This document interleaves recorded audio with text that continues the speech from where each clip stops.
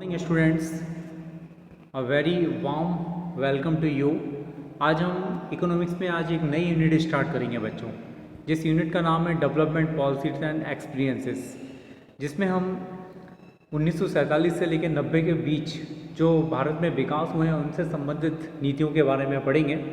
Development policies का मतलब होता है विकासशील नीतियाँ और अनुभव एंड एक्सपीरियंसेस, इनके संबंधित हम पढ़ेंगे आज। तो ये जो चैप्टर है आपको पहला पेज में ओपन कर रहा हूँ, ठीक है ना। यूनिट 3 का जो फर्स्ट पेज है वो ओपन कर रहा हूँ। हिंदी और इंग्लिश मीडियम दोनों मीडियम में मैं आपको बताऊँगा और दोनों ही भाषाओं का प्रयोग करूँगा मैं यहाँ पर इस अध्याय को समझाने के लिए। सबसे पहले मैं हिंदी का प्रयोग करता हूँ। भारत हमारे, जैसा कि इसमें लिखा है, इस पेज में आप देख रहे होंगे बच्चों, शुरुआत में लिखा है भारत हमारे साम्राज्य की धुरी है। यदि हमारे साम्राज्य का कोई राज्य अलग हो जाता है तो हम जीवित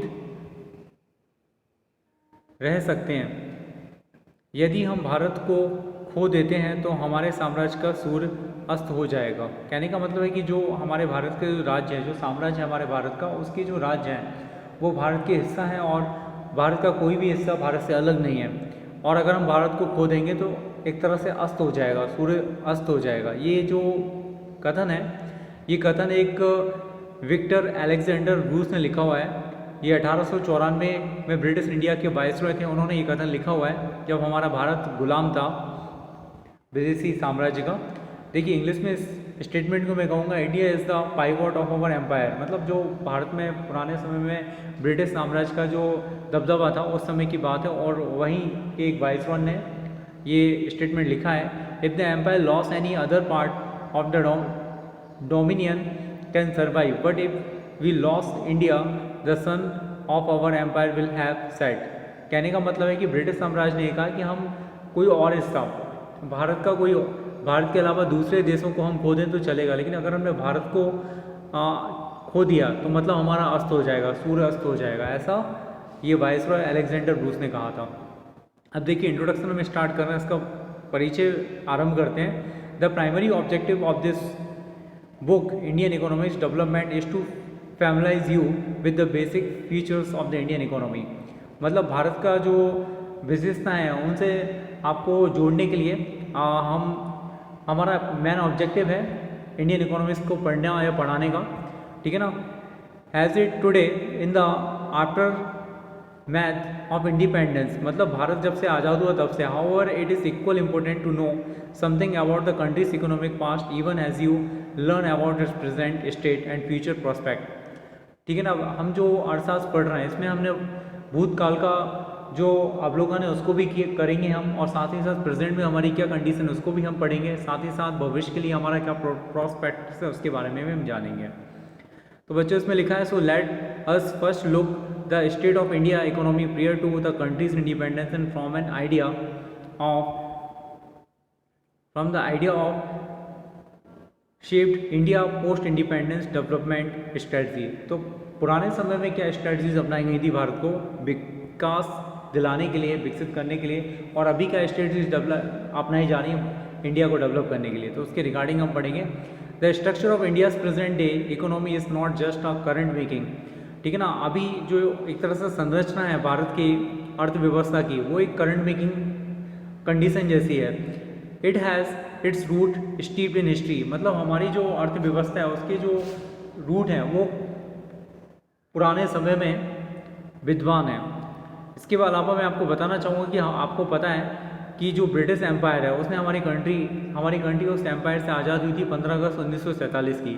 the sole purpose of the British colonial rule in India was to reduce the country to being a raw material supplied to Great Britain. और पुराने समय में ब्रिटेन का एक ही मकसद था इंडिया को कब्जा करने का, वो था कि इंडिया का जो कच्चा सामान है उसका निर्यात करना, उसको खुद के राज्य में भेजना, खुद की कंट्री में भेजना, ये इसका मेन पर्पस था।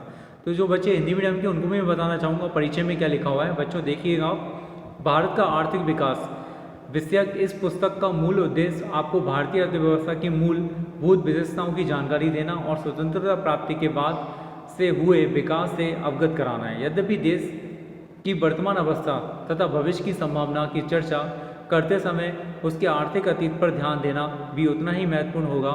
इसलिए हम अपनी चर्चा का आरंभ स्वतंत्रता से पूर्व देश की अर्थव्यवस्था की स्थिति से कर रहे हैं। इसी क्रम में हम उन सब बातों का भी स्पष्टीकरण करेंगे जिन्होंने स्वतंत्र भारत के विकास की रणनीतियों का निर्धारण करने में महत्वपूर्ण योगदान दिया है। तो बच्चों, अभी मौजूदा जो हालत है उसको समझने के लिए हमें भारत का पुराना जो अर्थव्यवस्था जो पहले पुराने समय में थी, स्वतंत्रता से पहले थी, आज़ादी से पहले थी, उसको भी समझना अति आवश्यक है। भारतीय अर्थव्यवस्था की वर्तमान संरचना कोई आज की नहीं है। जो भारतीय अर्थव्यवस्था है, जो इंडियन इकोनॉमी है, वो आज की नहीं है, ये पुराने समय से ही चली आ रही है। इसमें इसके मूल सूत्र तो इतिहास में बहुत गहरे हैं। विशेष रूप से उस अवधि में जब भारत 15 अगस्त 1947 को स्वतंत्रता प्राप्ति के पूर्व 200 वर्षों तक ब्रिटिश शासन के अधीन था। भारत में ब्रिटिश, बच्चों ये पेज में वापस से ओपन कर रहा हूँ जहाँ मैं था। औपनिवेशिक शासन का मुख्य उद्देश्य इंग्लैंड में तेजी से विकसित हो रहे उद्योगों का आधार के लिए भारत अर्थव्यवस्था को केवल कच्चा माल प्रदान करना ही सीमित था। उस शासन की अधीनता के शोषक स्वरूप को समझे बिना स्वतंत्रता के पिछले 6 दशकों में भारत में हुए विकास का सही मूल्यांकन कर पाना संभव नहीं है। कहने का मतलब है कि जब भारत गुलाम था तो उस समय जो हमारी स्थिति थी, जो अर्थव्यवस्था थी हमारी, वो कैसी थी, और जो ब्रिटिश साम्राज्य था उसने हमारे भारत को किस तरह से प्रभावित किया, उन चीज़ों को भी समझना जरूरी है। क्योंकि जो ब्रिटेन से जो लोग आए हुए थे वो लोग केवल कच्चे माल को यहाँ से ले जाने के लिए आए हुए थे। वो उनका आधार था, हमारे यहाँ का कच्चा जो माल था वो वहाँ की फैक्ट्री, वहाँ की जो इंडस्ट्रीज थी उसका आधार था। अंग्रेजी शासन की स्थापना से पूर्व भारत की अपनी स्वतंत्रता अर्थव्यवस्था थी। यद्यपि अपनी खुद की स्वतंत्रता व्यवस्था थी, यद्यपि जन सामान्य की आजीविका और सरकार की आय का मुख्य स्रोत कृषि था। मतलब पुराने समय में जो जो सोर्स था, जो साधन था, जो मुख्य साधन था लोगों का आय का, वो था कृषि। लोग कृषि के ऊपर निर्भर थे। फिर भी देश की अर्थव्यवस्था में विभिन्न प्रकार की विनिर्माण गतिविधियां हो रही थी। सूती व रेशमी वस्त्रों, धातु आधारित तथा बहुमूल्य रत्न आदि, धातु आधारित रत्न आदि से जुड़ी शिल्प कलाओं का बहुमूल्य अस्तित्व था। इसके अलावा कई प्रकार की जो चीज़ें थी वो भी मैं बताऊंगा। जो नीचे जो टेबल आपको दी हुई है आप इसमें पढ़ेंगे बॉक्स 1.1 में। बंगाल का सूती उद्योग, पुराने समय में जब हमारा देश गुलाम था उस समय बंगाल का जो सूती उद्योग था वो काफ़ी विकसित था। मलमल एक विशेष प्रकार का सूती कपड़ा है। इसका मूल निर्माण क्षेत्र बंगाल, विशेषकर ढाका के आसपास के क्षेत्र रहे हैं। यह नगर अब बांग्लादेश की राजधानी है। ढाका में के मलमल के उत्कृष्ट कोटि के सूती वस्त्र के रूप में विश्व भर में बहुत ख्याति अर्जित की थी। यह बहुत ही महीन कपड़ा होता था। विदेशी यात्री इसे शाही मलमल या मलमल खास भी कहते थे। इसका आशय यही था कि वे इस कपड़े को शाही परिवारों के उपयोग के योग्य मानते थे। तो बच्चों आपको समझ आया होगा कि जो कपड़ा, जो मलमल का कपड़ा जो लोग प्रयोग करते थे पुराने समय में, उसको शाही कपड़ा माना जाता था, जो कि बांग्लादेश बोले तो बंगाल में उसका उत्पादन हुआ करता था। देखिए इंग्लिश मीडियम वाले जो बच्चे हैं उसको आप समझेंगे टेक्सटाइल इंडस्ट्रीज इन बंगाल की जो कपड़ा उद्योग था उसको टेक्सटाइल कहा जाता है।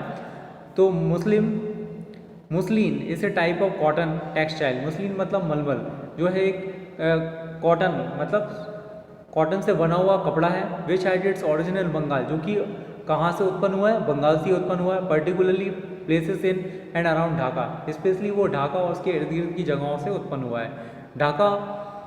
Dhakai muslin had gained a world wide fame as an execution type of cotton. और पूरी दुनिया में मलमल को जाना जाता था, एक शाही कपड़े के तौर पे जाना जाता था और लोग इसका उपयोग किया करते थे और काफ़ी महंगा एक कपड़ा हुआ करता था और इसका जो प्रोडक्शन था वो बंगाल में किया जाता था। ठीक है बच्चों, इसके बाद मैं नेक्स्ट पेज ओपन कर रहा हूँ। आपका जो नेक्स्ट पेज है, नेक्स्ट पेज पे आप ओपन करेंगे जो पहला पैराग्राफ लिखा है, the economic policies pursued by the colonial government in India were concern more with the protection and promotion of economic interest. पुराने समय में जो पॉलिसीज़ बनाई गई थी, जो कॉलोनियल पॉलिसीज़ बनाई गई थी, उनमें मतलब कपड़ा उद्योग या जो भी टेक्सटाइल्स का जो प्रोडक्शन था उसको ज़्यादा प्रमोट किया गया, उसको प्रमोट करने में ब्रिटिश गवर्नमेंट ने ज़्यादा इंटरेस्ट लिया। इसके बाद आप देखेंगे नेक्स्ट जो लाइन लिखी है, such policies brought about a fundamental change in the structure of the Indian economy, transforming the country into supplier of raw material and consumer of finished industrial product from the Britain.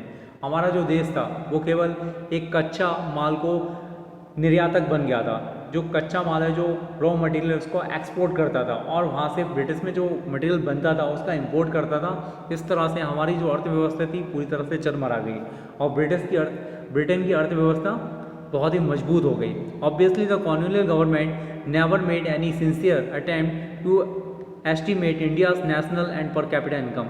और British government ने कभी भी Indian economy में सुधार करने के बारे में कभी नहीं सोचा और हमारे की जो पर कैपिटा इनकम थी वो लगातार कम होती गई और हमारा देश जो था वो गुलाम होता गया।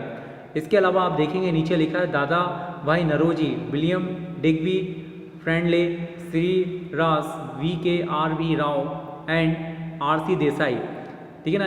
It was Rao who state during the colonial period was considered very significant. जो कॉलोनियल पीरियड था वो बहुत ही सिग्निफिकेंट, बहुत ही इंपॉर्टेंट पीरियड था जिसमें भारत की अर्थव्यवस्था पूरी तरह से चरमराती गई। However most studies did find that the countries growth of aggregate real output during the first half of the 20th century was less than 2% coupled with meager 0.5% growth in पर capita income out per year. और जो हमारे के जो लोगों का जो output और पर कैपिटा इनकम थी वो लगातार कम होती गई और हमारा जो इकोनॉमिकल जो स्ट्रक्चर था पूरी तरह से गड़बड़ाता गया। इसके बाद मैं आपको एग्रीकल्चर सेक्टर के बारे में बताऊंगा। India's economy under the British colonial rule.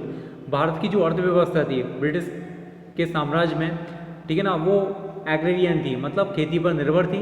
80% of the countries population lived mostly in villages. 85% से ज़्यादा लोग गाँव में रहा करते थे और वो खेती करा करते थे, तो इनडायरेक्टली उनको खेती से ही खाने को मिलता था, खेती से ही उनको आय का साधन था जो कि मौसम पर निर्भर किया करती थी। आप यहाँ देख सकते हैं चित्र में, agriculture during the pre British India, ठीक है ना, ब्रिटिश इंडिया के दौरान, प्री ब्रिटिश इंडिया के दौरान लोगों का जो ऑक्यूपेशन था वो फार्मिंग थी। आप इस पिक्चर में देख सकते हैं, ठीक है ना। ये पिक्चर में आपको बताया गया है कि कैसे पुराने तरीके से, पुराने ट्रेडिशन से लोग खेती करा करते थे, उसके बारे में बताया गया। तो बच्चों ये समझ आया होगा आपको ये वाला पेज। इसके बाद अब मैं हिंदी मीडियम वाले बच्चों को स्लाइड बताऊंगा, हिंदी मीडियम वालों बच्चों को स्लाइड बताऊंगा, उनका जो पेज है हिंदी वाला उसको मैं आपको क्लियर कराऊंगा बच्चों।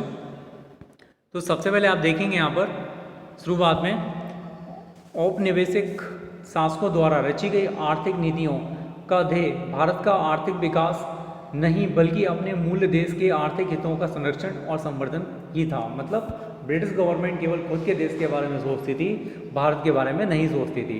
इन नीतियों ने भारत की अर्थव्यवस्था के स्वरूप के मूल रूप को बदल डाला।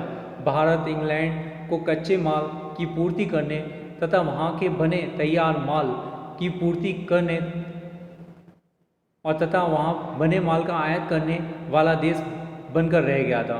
स्वाभाविक ही था कि औपनिवेशिक शासकों ने कभी इस देश की राष्ट्रीय तथा प्रति व्यक्तित्व आय का आकलन करने का कभी भी ईमानदारी से कोई प्रयास नहीं किया। कुछ लोगों ने निजी स्तर पर आकलन किए पर उनके अनुमानों में बहुत विसंगतियां और आपसी मतभेद पाए गए।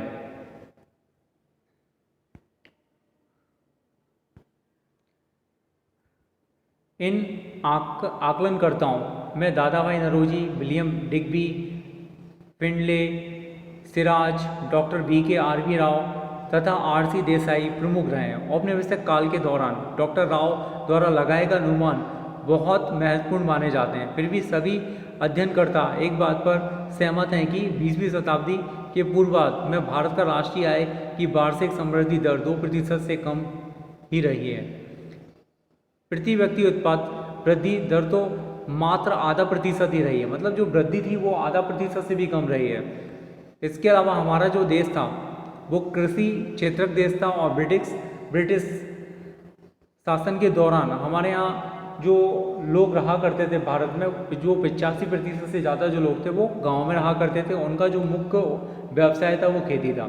अब यहाँ इस चित्र में आप देख सकते हैं, मैं आपको एक चित्र बता रहा हूँ बच्चों। इस चित्र में आप देखेंगे ये 17वीं शताब्दी के दौरान अपने देश में कृषि समृद्धि के बारे में लिखे, यहाँ पर आपको दिया है, इस बॉक्स में दिया हुआ है और एक डायग्राम आपको दिया हुआ है, और नीचे भी आपको अपनी 17वीं शताब्दी में हमारे देश में क्या किसानों की हालत थी और किस चीज़ को मैन व्यवसाय के तौर पर यूज़ किया करते थे उसके बारे में भी आपको लिखना है 200 शब्दों में बच्चों। ठीक है बच्चों, समझ आया होगा। इसके आगे का मैं आपको नेक्स्ट क्लास में बताऊँगा। Thank you.